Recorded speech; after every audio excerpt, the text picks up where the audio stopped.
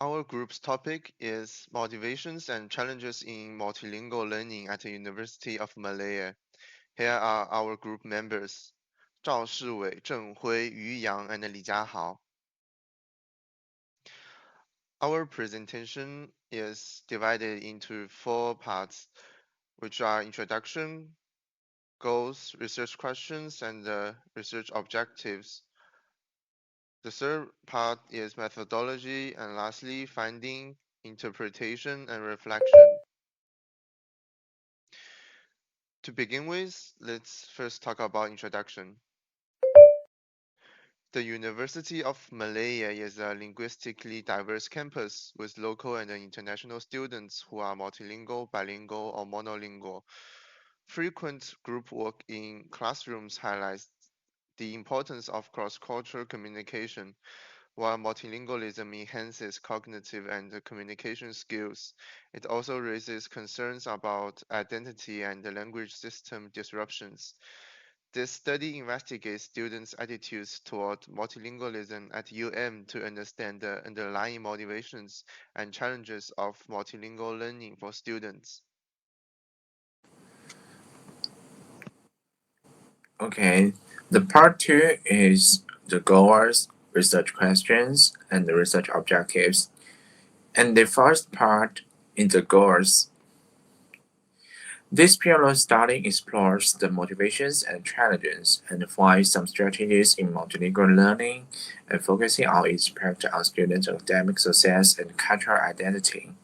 The findings aims to enhance inclusive multilingual education and create an environment for diverse linguistic backgrounds to thrive at the University of Malaya. And the next one is the research questions. The first is what motivates students to engage in multilingual learning and how do internal factors and external factors drive their linguistic aspirations? And the second one is what specific cognitive and emotional challenges students encounter in multilingual learning environments, and how do these challenges affect their academic outcomes and well-being? And the third one is what strategies and methods are considered the most effective in overcoming linguistic and cultural challenges in multilingual learning context. And the last one is the research objectives. The first objective is to investigate students' perceptions of multilingualism, focusing on their emotional and cognitive response to learning multiple languages. And the second one is to explore the motivations behind students' pursuit of multilingual learning, emphasize internal factors such as personal interest and identity, as well as external factors like cultural environments and peer influence. And the third one is to identify the challenges students face in multilingual academic environments and understand their impact on students' learning journeys.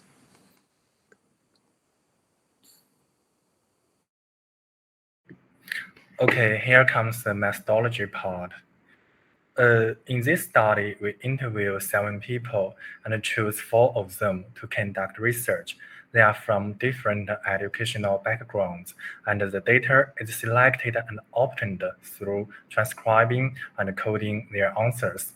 This data can provide valuable research support for multilingual analysis in this study. After collecting data, we ensure the theoretical framework first, which informed the initial coding categories for analyzing students' motivations, challenges, and strategies in multilingual learning context. So first, we can have a brief look at the theoretical framework. We use Sapir-Whorf hypothesis, which means that language shapes cultural perspective and influences motivation for language learning.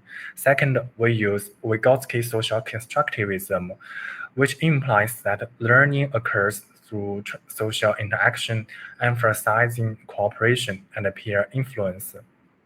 And we use Bourdieu's linguistic capital, which means that language is a form of social and economic capital that enhances employability and competitiveness. And the critical period hypothesis, which emphasizes barriers to language acquisition vary depending on external factors such as age and access to resources. Lastly, we use Norton's theory of investment, which means that language learning is closely linked to identity construction and personal growth. Next, about the coding process. We use open coding, axial coding, and selective coding. For open coding, initial identification of data fragments and generation of preliminary codes.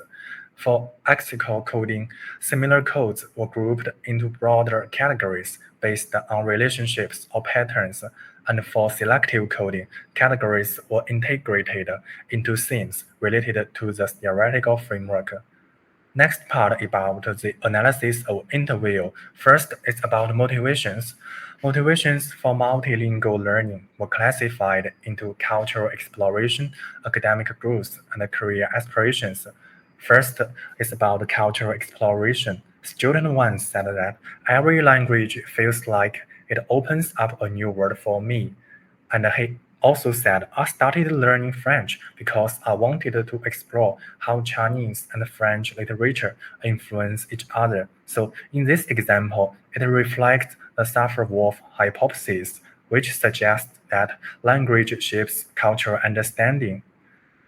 And his second sentence implies that language learning is a means of cross-cultural exploration. Norton's theory of investment explained this. So next is about academic growth. Student 2 said, learning Malay has shown me how language reflects identity, and that has been super helpful for my research. He also emphasized, for my research, it has been crucial to understand how different languages shape cultural identities. So in this example, according to Norton's theory of investment, students invest in language learning not only to acquire a skill, but to shape and express their identity in a broader academic and cultural context. So learning Malay is linked to both intellectual growth and personal identity. His second sentence is consistent with self-determination theory, which implies that language learning is intrinsically motivating when it enhances a person's autonomy and competence, especially in an academic setting. And here comes the career aspiration parts. Student 3 said, learning English opened up more opportunities for me, especially for jobs overseas. And student 4 said, languages are crucial in media for targeting specific audience. So for student 3, it supports Boulder's linguistic capital, demonstrating the professional advantages of multilingualism. And for student 4, he emphasizes the practical applications of multilingual skills. At the same time, there are some challenges that we need to solve immediately. Challenges encountered by students are grouped into cognitive strength, time constraints, and emotional barriers. For first, about cognitive strength, student 1 said, at first, juggling all three languages was exhausting. So in this example, it highlights the mental effort required to manage multiple languages. The cognitive load of switching between languages while maintaining proficiency in all of them can lead to fatigue. This is consistent with Ip, who discussed how learning multiple languages dynamically changes cognitive structures and affects memory and language behavior. Next is about time constraints. Student 3 said, balancing my coursework, practicing English, and improving Malay made me feel overwhelming. So in this example, it reflects the challenges of paying attention to academic demands while learning multiple languages. This is consistent with critical period hypothesis, which means that external factors such as time and resources play a key role in language acquisition. Next one is about emotional barriers. Student 2 emphasized I was afraid I would mess up and embarrass myself. So in this example, it reveals supportive interactions with peers and teachers can reduce anxiety and encourage language use. According to Vygotsky's social constructivism, the social environment plays a crucial role in helping students overcome these emotional barriers. So as for these challenges, we come up with some strategies to overcome them. First one is on social strategies. Supportive interactions played a vital role in reducing anxiety and building confidence. For instance, student 2 remarked, people are usually kind and don't mind if you make mistakes, so now I feel way more confident using both languages. It supports Vygotsky's social constructivism, which highlights the importance of collaborative learning environments. Next one is about adaptability.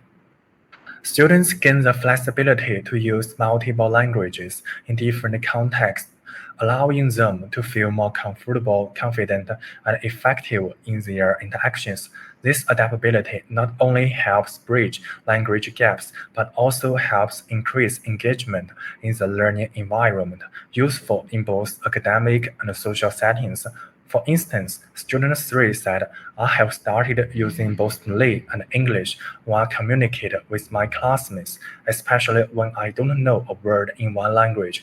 I find this helps me get my point across more effectively.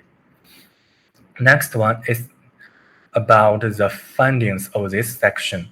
So this part includes motivations, challenges, and strategies. Motivations can be divided into cultural exploration, academic growth, and career aspirations, which were central drivers, reflecting internal factors like identity and external factors like peer and cultural influences. About the challenges, there are cognitive strain, time constraints, and emotional barriers, which significantly impact students' well-being and academic outcomes. And for strategies, social support and adaptability were identified as effective methods for overcoming linguistic and cultural challenges. My part is about funding, interpretation, and reflection. As for the first part, we can conclude that students' motivations for multilingual learning mainly include cultural exploration, academic growth, and career development. These motivations are driven by both intrinsic factors, such as interest, identity, etc., and extrinsic circumstances, such as cultural environment, peer influence, etc. For example, according to the data of the interview, participants explore different cultures by learning a new language, reflecting the Sapir-Whorf hypothesis, or view language learning as a tool for career development, reflecting Bourdieu's linguistic capital theory. This finding emphasizes that language learning is more than just the acquisition of skills. It is also an important avenue for intercultural understanding and personal growth. As for another part, the study points out that cognitive stress, time constraints, and emotional barriers are common challenges in multilingual learning. Participants need to balance academic requirements with language learning, and often feel tired and anxious due to language switching and cultural transition. This suggests that multilingual learning is not barrier-free, but requires students to have strong adaptive and time management skills. As for the implication, firstly, in terms of education, the study highlights the need of provide a supportive learning environment for multilingual learners. By facilitating intercultural communication and providing targeted educational resources, educators can help students overcome barriers in multilingual learning. Moreover, according to the study, multilingual learning is important for personal development and intercultural understanding in the area of globalization, especially in a multicultural environment such as the University of Malaya.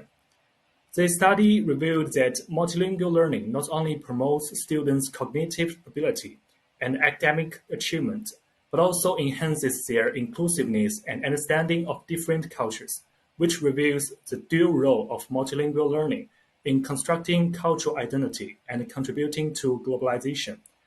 It also provides a valuable theoretical basis for the practice of multilingual education.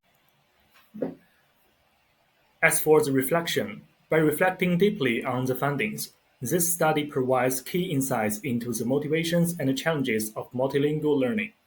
But the limitations of the sample size during the data collection process may affect the generalizability of the results.